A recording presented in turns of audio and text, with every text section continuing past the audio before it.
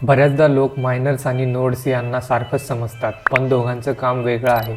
Minors नवीन transactions process करतात आणि नवीन blocks तयार करतात. नोड्स प्रत्येक ट्रान्झॅक्शन व्हेरीफाय करतात आणि रूल्स एन्फोर्स करतात. मायनर्स हे रिवॉर्ड जिंकण्यासाठी कम्पीट करतात, पण नोड्स खात्री करतात की कोणतीही चीटिंग होऊ नये.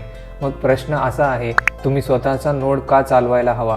तुम्ही तुमचे स्वतःचे ट्रान्झॅक्शन्स व्हेरीफाय करू शकतात. तुम्हाला कोणावरही विश्वास ठेवण्याची गरज नाही. बिटकॉइन अधिक मजबूत आणि डिसेंट्रलाइज बनतो.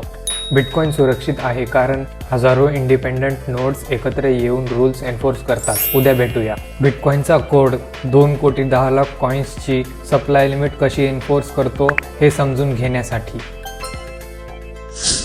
जर तुम्हालाही बिटकॉइन प्रोजेक्टचा भाग बनायचा असेल तर स्क्रीनवर दिलेल्या प्रोजेक्टशी तुम्ही जोडू शकता आणि बिटकॉइनशी संबंधित एज्युकेशनल कॉन्टेंटसाठी चॅनलला सबस्क्राईब करा.